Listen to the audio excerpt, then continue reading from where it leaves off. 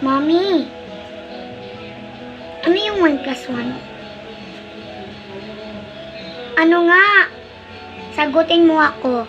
Kapag hindi mo ako sagutin, lagot ka talaga sa akin. Ano yung 1 plus 1, Mommy? Ano ba yan, anak? Ang basic lang naman ng 1 plus 1 eh. Tapos hindi mo pa alam? Ganyan ka ba sa school nyo? O hindi?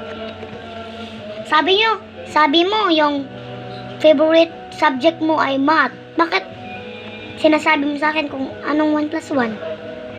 Wala lang eh. Gusto ko lang malaman kung anong sagot sa 1 plus 1. Sige na, sagutin mo na ako. Oo, sagutin ko na. Huwag ka nang ano dyan. Tumahimik ka na, sasagutin ko na. Okay? Sigurado ka ba? Uy, so ka na. Siyempre naman, sigurado naman ako. Pero tumahimik ka na dyan, ha? Ang 1 plus 1 ay equal 2. Bakit 2, Mami? Hindi naman 2 eh. Ano naman eh? Ito naman eh.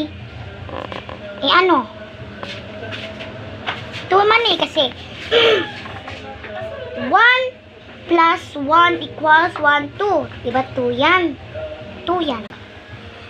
It's wrong. The answer of 1 plus 1 is 11.